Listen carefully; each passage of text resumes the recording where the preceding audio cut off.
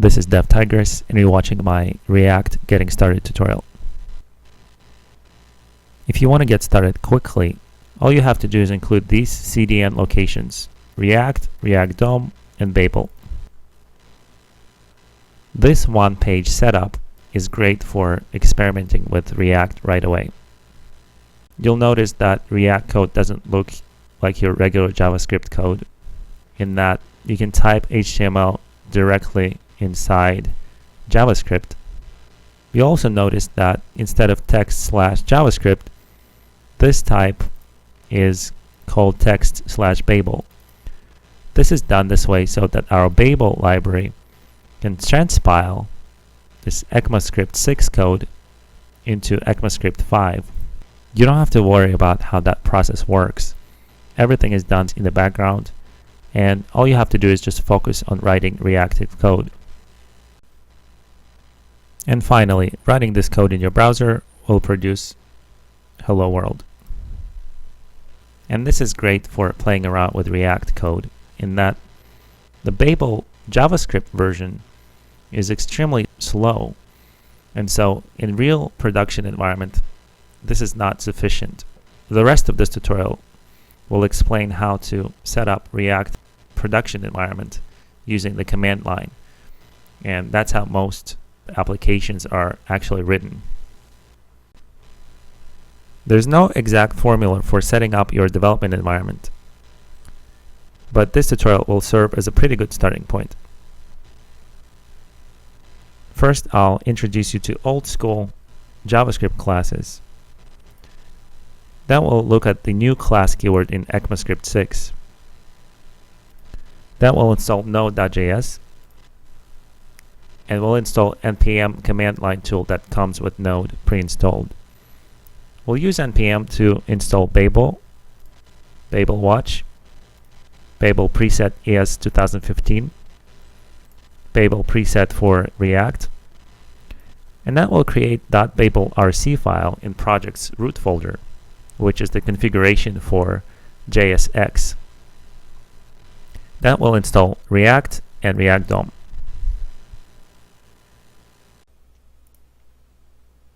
I'm going to use my PHP Storm editor to create a new project, and I'll call it ReactJS. Okay. And so now we have an empty project created in PHP Storm. Now I want to show you how traditional web-based applications have been developed in the past, and I'll name this file traditional.php. Okay. And so I prepared this source code already as a demonstration of the old school way of making web applications. There's nothing wrong with this way of building sites, and it's still pretty much functional and productive. But I'm using this example as a comparison with React. You can see from here that all of the different components, PHP, HTML, JavaScript, and CSS, and custom JavaScript, and then finally the HTML body and its layout, are all included in one file. I'm going to increase the size of the font so you can actually see what's going on here.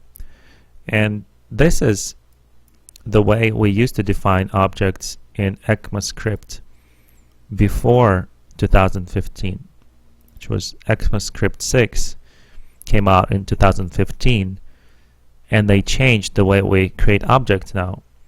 And the way we create objects is really just by changing the syntax. We no longer use the function constructor in this way. It's actually replaced with a constructor keyword.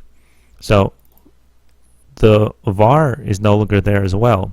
What we do is we use the class keyword, and we open this class with a bracket, and we rewrite the function to say constructor, and it goes inside like this. Everything else is exactly the same. We just renamed var to class and the function to constructor. And this is the new specification, ECMAScript 2015-6. This is the new way that you would create classes from now on. In fact, if I run this code again in the browser and watch my developer tools, which I attach console to the bottom of my Chrome browser. If I save this and refresh, you'll see that even though we changed the class syntax, the results are still the same. We're still outputting exactly the same values because really this is only a syntax change in the definition of the class to create objects. We still create them with the new keyword. And well, you might ask, well, this is just JavaScript. Where's React in all of this? And the reason I'm explaining this is going to be important, and you will see why when we merge into React. So many people skip this class thing when they learn React, that when React code is shown to them, they don't really understand how it works. They just see visually what to type, but they don't actually understand it. And that's the reason why I started here from the very basics of JavaScript. And right now we're going to go to the next step and explore classes with a little more depth, and then we'll go into React. Remember that JavaScript classes can have properties like the ones we define here, but we can also have member functions. For example, hello is a new function, and when we call this function, it will output the properties of our object into the console. So it's going to say, hello, I am a house.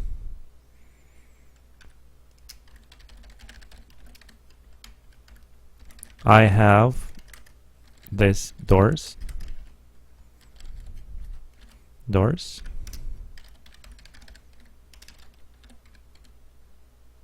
I also have this windows.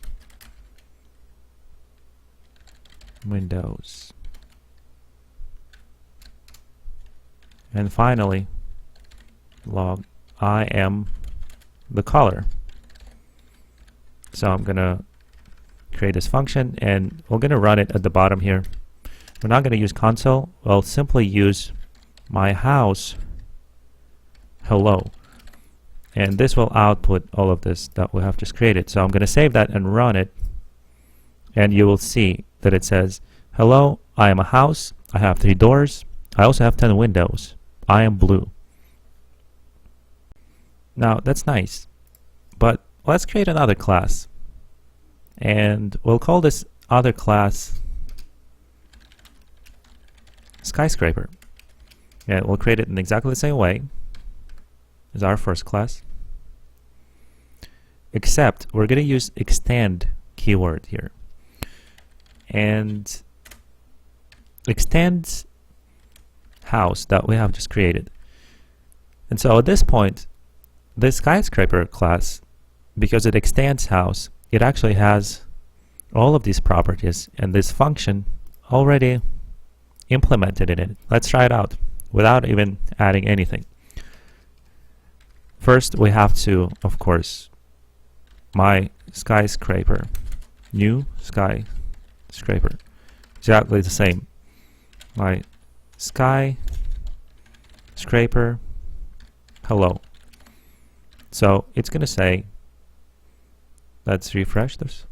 You will see that this time it's a skyscraper object that's outputting all of this, but we haven't even defined anything. All we had to do is just extend house and inherit all of these properties and functions. And so now we have a skyscraper. But notice that our skyscraper is still saying that it's a house. And so how do we deal with that? In order to apply some changes to modify this skyscraper object, we'll create its own constructor. And I'm going to go back into the house and actually say name house. And in this instant, replace house with this name. So this way, every time we output this .name property will come from right here, the house.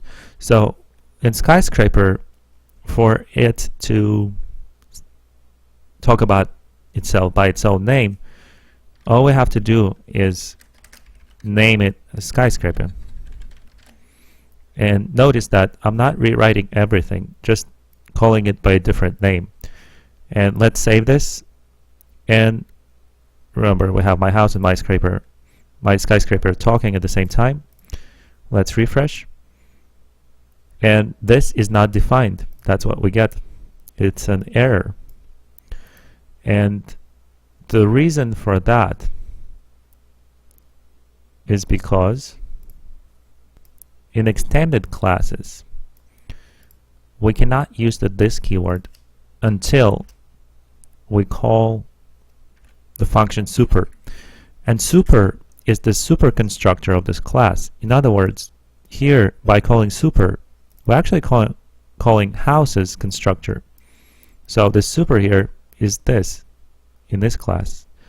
And until we call this, we cannot use the this. But now that we have the super constructor being called from our skyscrapers constructor, the this keyword is going to work. And if we save it and refresh, we're going to go ahead and see the results. I'm a house that's properly created by this house object. And now this one is saying I'm a skyscraper. And this one's coming from the skyscraper object.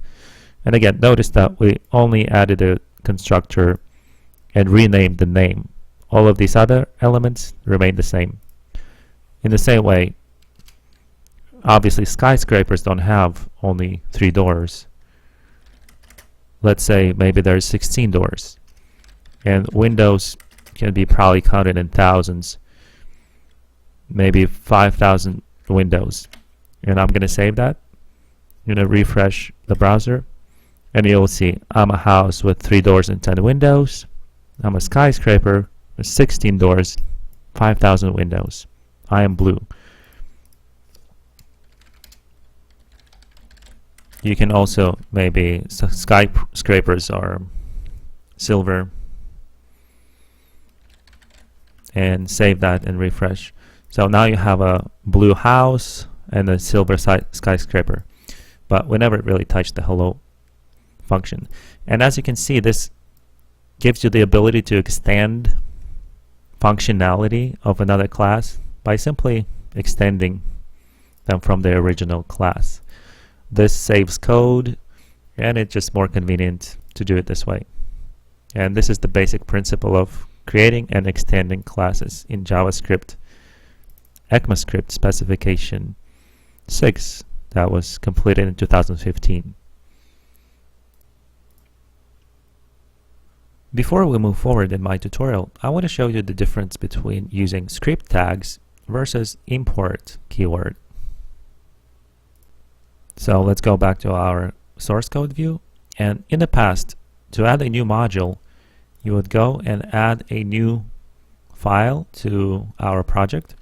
I'll name it house.javascript.js. And I'll simply take this entire class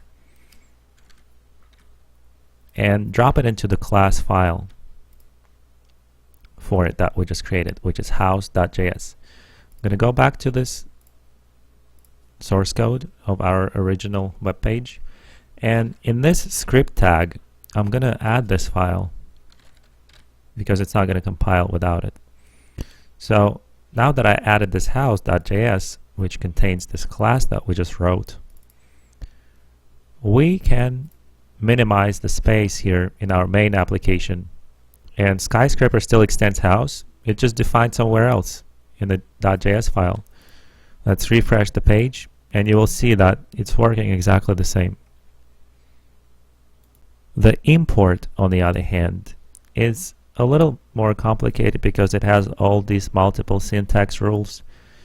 We're only going to use the first one, but you can use them in all these different ways. You can explore that yourself. However, for the sake of simplicity of this tutorial, we're going to use the basic syntax for the import keyword. And so, having said this, the first thing we have to do is actually remove the script tag so it's not even there. and instead switch to the import. And this is only available in ECMAScript 6. So if your browser does not support that, it's not going to work. And so let's try out the syntax on our class. Remember that our class is called house. So that's what we're going to import. Import house from, and then we need to name our JavaScript file, which is house.js. And so by doing this, we can import this class that we want to extend from our house.js file right here. I'm sure that at one point in the future, when you're watching this, your browser already supports the import keyword. But at this time, when I'm making this, none of the browsers that I tried actually support this out of the box. You can even check that by going to Chrome flags and searching for experimental JavaScript. And you will see that it will be disabled with the link to enable. So even if you click enable, I tried that and still it does not add the import keyword. You will see that when we refresh our code, it's saying unexpected token import. So whenever you see this, this means that your browser does not support import. So here we have Chrome browser as of November 14, 2016. That's today when I'm making this tutorial. The Chrome browser supports all ES5 features. And it supports many ES6 features. And one day, Chrome will have complete support for ES6. But that day is not today. It does not support ES6 import, which is required for using with React modules. And so React depends on using the import keyword. And so this is where node.js comes in. We have to install it, and basically it's just a number of packages. And Babel, notice, is one of those packages that we will need to install. npm is basically Node package manager, so it allows us to install and uninstall all of these packages. Once we download and run installation for Node on the Windows in this tutorial, it will automatically install npm, and from command line we'll be able to install some of these packages. Babel will be one of the first packages we will install, and what it is, it's basically an ES6 compiler. Remember, Chrome at this point does not have all features of ES6, and so that's why we need to install Babel. It's an ES6 compiler with all features. If you go to their website, it will say use next generation JavaScript today. And what it really does, Babel converts ES6 into ES5, the specification that Chrome actually works with. And this process is called transpiling. So Babel transpiles ES6 back into the older version, ES5, so that if we write our React code in ES6, it will still run on Chrome after Babel transpiles it back into ES5. And so that's basically what Babel does. And in the next step, we're going to install Node, and we're going to use npm from command line to install Babel. This will allow us to use the import tag, which is required for writing React applications. I'm going to go ahead and install Node. To do that, I'm going to type nodejs, and I'm going to go to their website and download the version that matches my computer. This is the MSI installer in my case. I'm going to run the installation. when you see the screen, just keep clicking next, accept, and install it to C program files, Node.js. You will see here that npm package is being installed as well. And that's important because we're going to use npm to install Babel.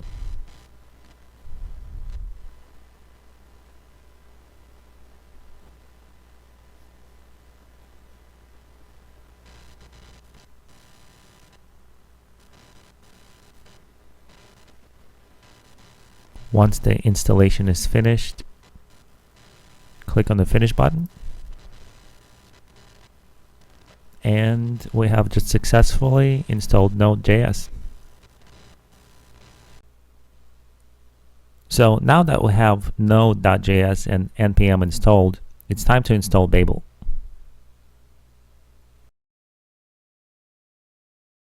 Go ahead and go into your Start button and type cmd and hit enter.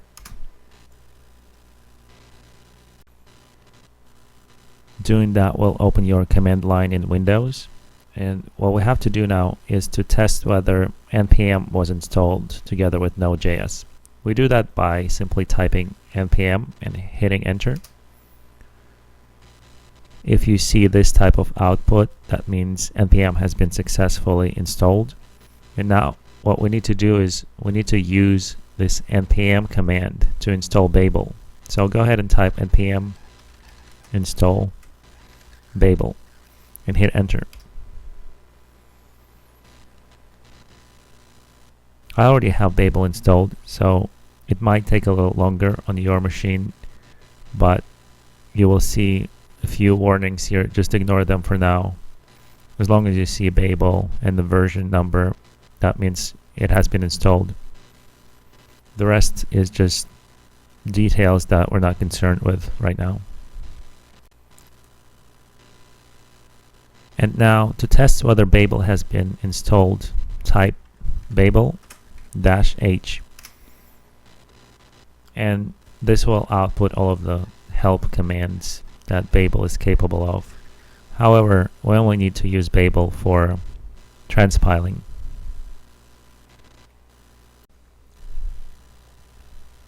Now I'm going to open my C drive and create a new file. I'm going to call it main.js and save. Now I'm going to double click this file that I just created so I can edit it.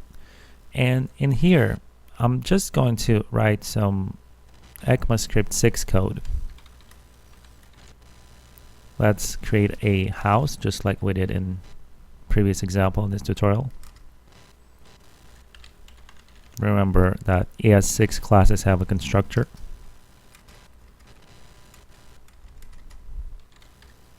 And let's say that we're going to pass a value v and assign this to this property name. So this is just a very basic ES6 code. I'm going to save this in main.js. And just to make a note that I'm saving this file on C drive.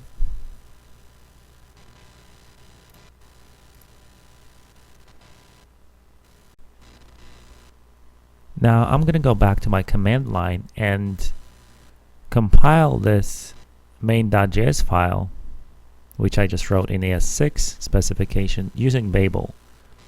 Notice that we are on C drive. That is where the file has been saved. And so all we have to do is type Babel main.js and hit enter. And so it's going to work a little, and it's going to show us the output.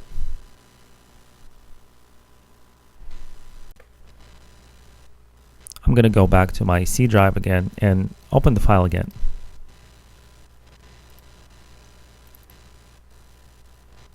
As you can see, there has been no changes whatsoever. Now let's try something else. Let's try Babel main.js, which is the file. Then use --out -file and something like output.js. hit enter, and you will see it's no longer outputting the source code. But let's take a look at the actual output.js.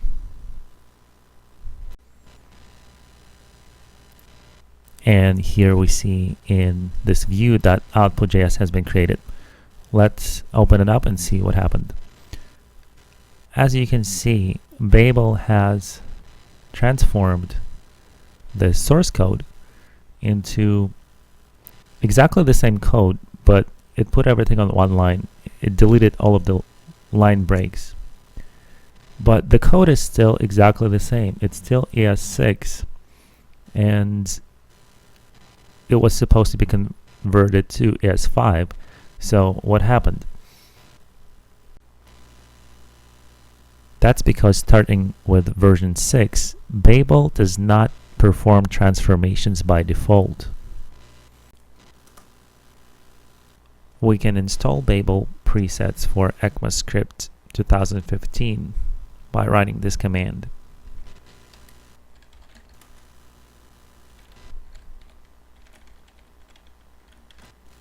And hitting enter.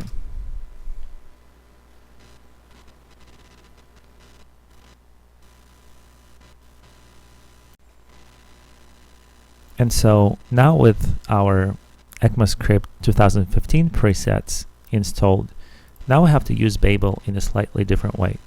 So in order to convert that main.js file with our presets, we have to use Babel -- presets space ES 2015 to indicate ECMAScript 2015. And then we have to type the source file, which is main.js. And now the difference between our previous example is that now we have to use space, bracket, and specify the output file into which we will write the ECMAScript 5, which in this case is going to be output.js again, and hit enter.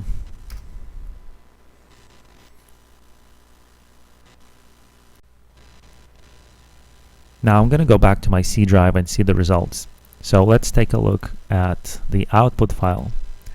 And you will see that Babel has successfully converted, aside from all of this other code that it has added, it actually converted our class syntax back into ECMAScript 5 syntax.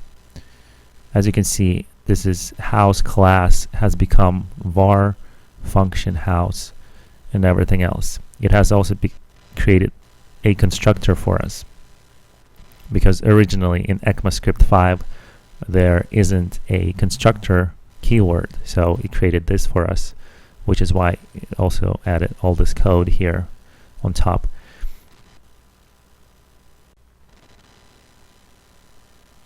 And so we have just successfully converted ECMAScript 6 into ECMAScript 5, and this code will run in any browser that supports ECMAScript 5.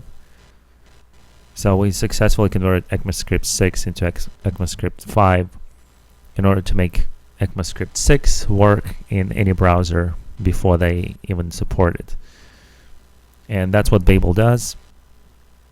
The outcome of this conversion will never really have to touch by hand. Will always work with just the main file, and whatever we convert into output.js file, it's just going to remain this way, and this is what we're going to pass into the browser. There's one more thing I wanted to mention, and when converting your files from ECMAScript 6 to ECMAScript 5, you might want to create a new folder called build and convert all of the files in there. This way that these files stay separate from each other.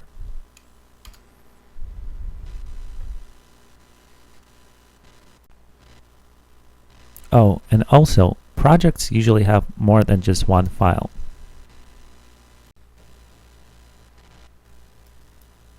Changing each file from command line by hand would probably waste a lot of time. Babel watch package will automatically convert your source code anytime it detects changes. But first, we actually have to install Babel watch as a separate package, and we can do that again by using the npm tool.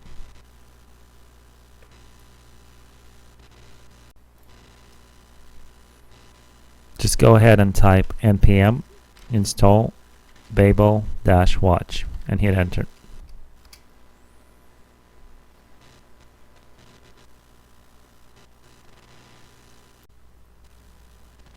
And so when Babel was installed on my C drive, there was a file that was created called package.json. I'm going to open it right now. And in order to make Babel watch work, we need to add something to this file. And this is JSON format, and I'm pretty sure that you already know what that means. So we need to add script start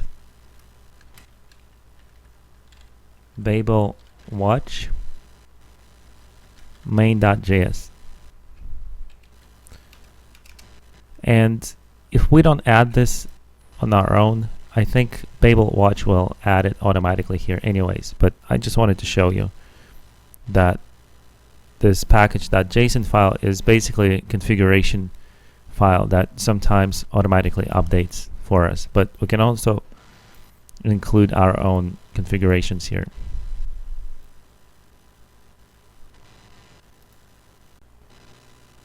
So I'm going to go back to my command line view here, and I'm going to watch main.js file for changes. In order to do that, we have to call Babel command with watch, and we still have to include presets, just like in our previous example, ES 2015. Then we have to name the file that we're going to be watching, and we can say out file. Well, let's say that for this example only, we'll call it watched.js and hit enter. And so at this point, no messages will be shown at all until we actually edit the file. So what I will do now to demonstrate this, I'm going to open main.js in Notepad side by side with the command line, and every time now I edit this file, let's say house v2, and save it, you will see that on the left hand side Babel watch actually told us that there has been changes in main.js, and it actually resaved ECMAScript 5 version into watch.js. And every time we save it, you'll see that that message will appear, and that means that Babel is watching this file in real time for changes and automatically converting it into ECMAScript 5 into watched.js file.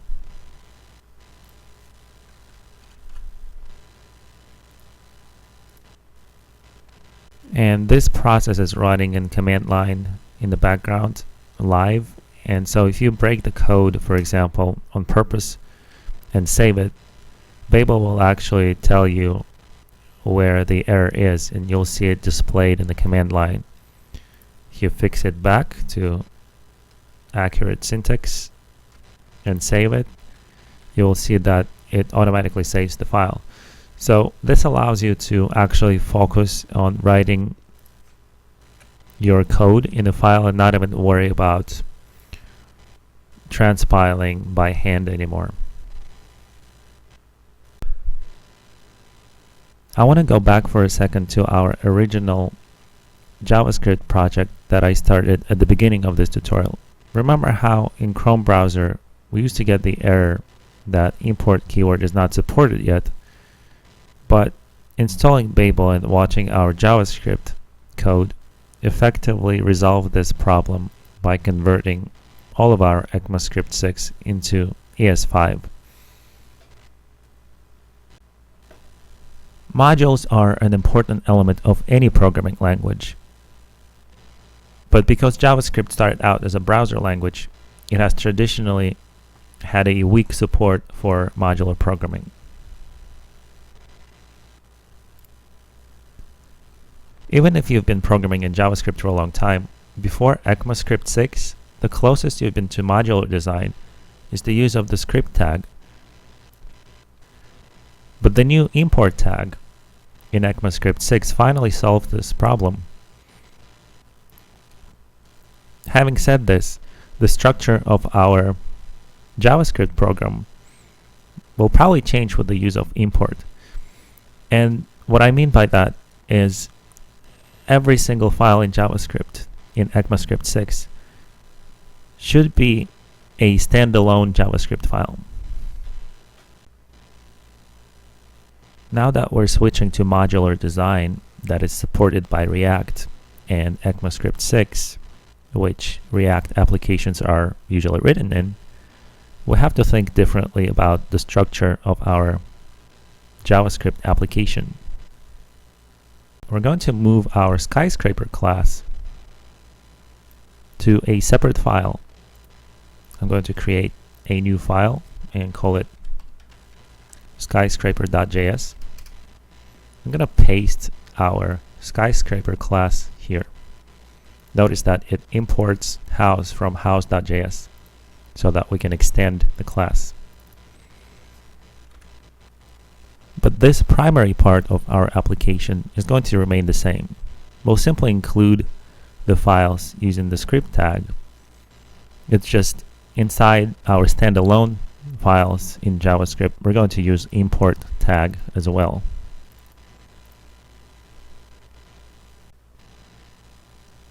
And so in our application, we're going to add skyscraper right below house.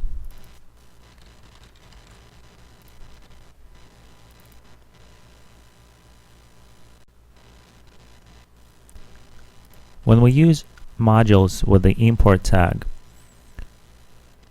the file that we're going to import, which is house.js in this case, also has to actually export this class. And exports are usually added at the very bottom of JavaScript file. And in this case, we're going to export the class house. And export has syntax of brackets like these. And we simply type house.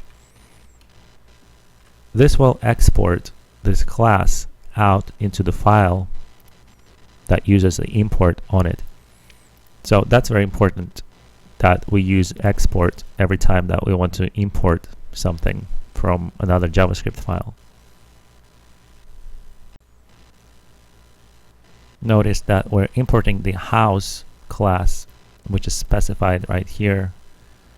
And that's the class's name, and it has to match with the class name that we're going to export. And obviously this is the same name that we're going to use here, so we can extend it. And now this time I'll use Babel on the command line. I'm going to exit out of our previous execution loop.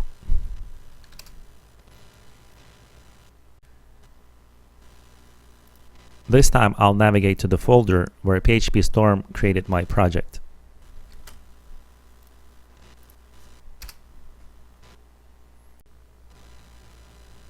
At first, I'm going to create a folder into which Babel will transpile all of our ECMAScript 6 code.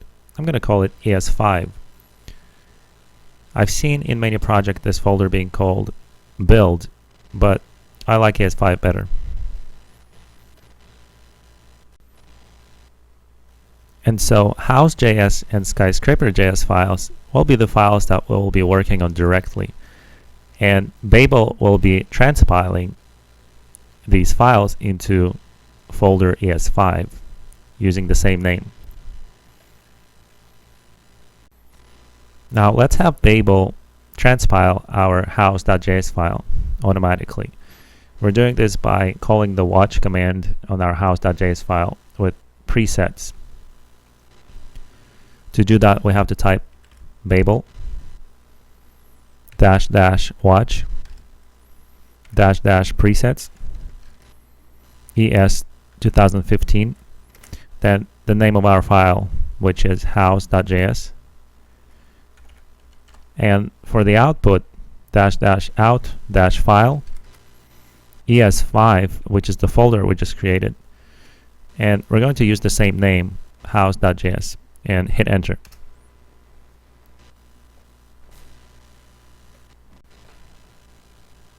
And now that Babel is watching house.js in real time, let's go ahead and see what it looks like in ES5 folder, where Babel has just transpiled it. And as you can see, this is ECMAScript 5 generated from our house class that was written ECMAScript 6. Now we need to transpile all of our JavaScript files in the project to ES5 folder. And right now we're only doing that for house.js. In order to do that, I'm going to first stop our current transpiling process by pressing Ctrl+C and entering yes. To transpile our entire folder of source code, we have to use the following command. Let's type Babel --watch --presets ES 2015, and we're going to use a star.js. This will grab all of our JavaScript files from the project directory, and then we're going to say --out-dir, and we're going to specify the folder that we created, which is ES5, and just hit enter.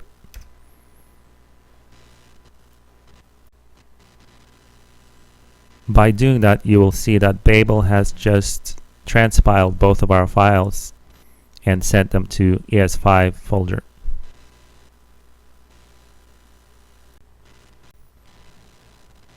And we can now go to ES5 folder to see what happened there. And you will see that now we have both files transpiled, house.js and skyscraper.js.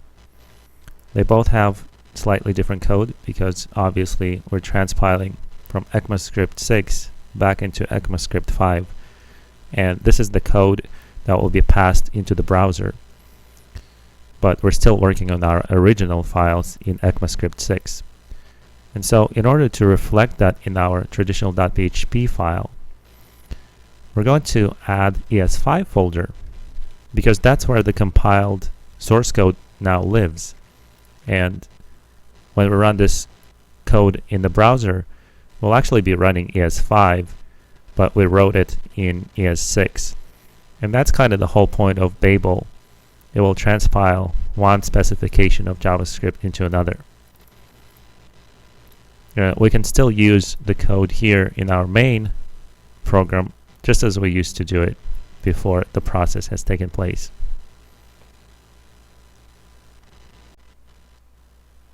It's possible to write React code without JSX, but it's almost like eating pizza without cheese. And even though this tutorial does not cover JSX in depth, we at least have to take a look at how it works and what it does. You probably already know how when you have some basic HTML like this, you can use onClick attribute or some of the other ones to include JavaScript inside HTML. JSX, on the other hand, is kind of opposite of that. We're actually writing HTML inside JavaScript code. And as a JavaScript programmer, this actually might look a little strange because notice that we write HTML directly into our JavaScript function. It certainly takes a little time to get used to. But just know that this is what JSX syntax looks like at its basic form, and the Babel plugin package allows us to transpile this into something the browser can understand. So without Babel, this would not even work. I'm going to go ahead and create a new file and call it main.js. And in this main.js, we'll drop our primary React code, which looks like this. And by the way, trying to transpile main.js at this point will produce an error. That's because JSX preprocessor hasn't been installed in our development environment yet. Because without JSX component, HTML within JavaScript just looks unusual and incorrect. But by installing JSX into our development environment, we'll effectively solve this problem, because from that point on, Babel will be able to convert our JSX code into ECMAScript 5. In order to fix this problem, first we'll terminate the process, and we have to now install the Babel preset for React. Let's go ahead and do that. npm install Babel -preset React.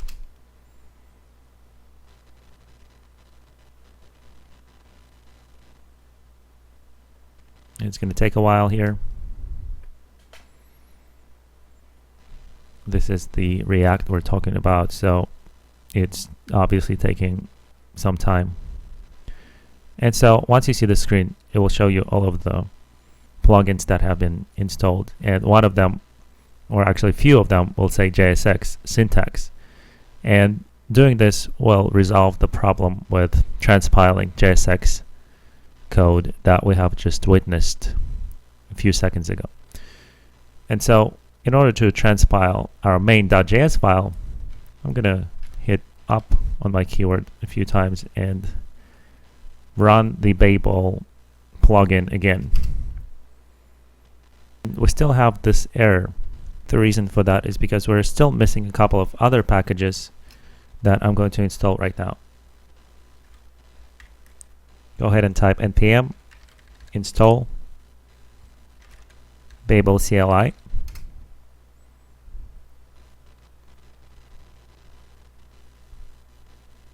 That will install Babel command line something, I think.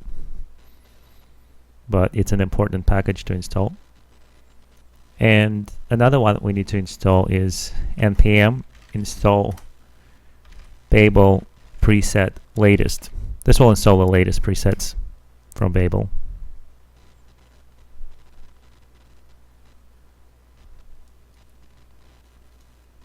Let's try again now to transpile the main.js file, which contains some JSX code.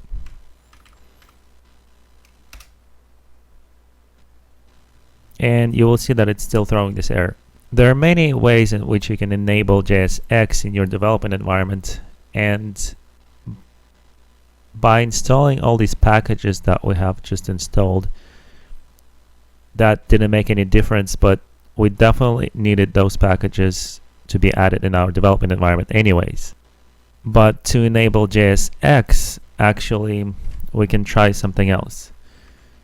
We'll go back to our command line command, and right after presets, what you want to do is -- plugins, and then transform -react -jsx.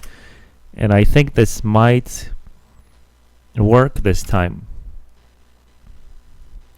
Actually, I messed it up because I did not specify them in the right order. This ES15 has to go before plugins, because we're adding that as a preset, and then we're adding plugins. So I rearranged that, and it should work now. So I'm running this, and as you can see, we have just transpiled main.js, which contained our JSX code, successfully into ES5 folder. And let's go ahead and take a look at that in our project. And yes, as you can see now, ES5 folder now contains the transpiled main.js, which looks like this.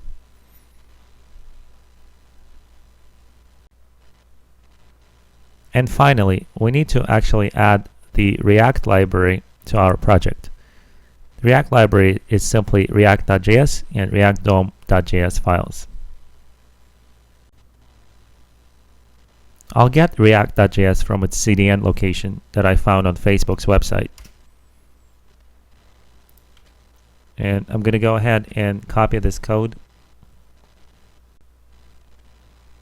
And then I'll create a new file in our root folder for our project and call it react.js. And copy and paste what I just found on the CDN location. This is our entire React application.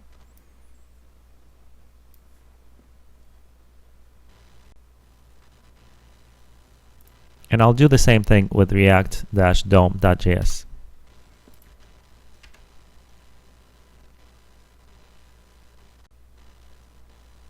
And then I'll recreate dom-js in my project.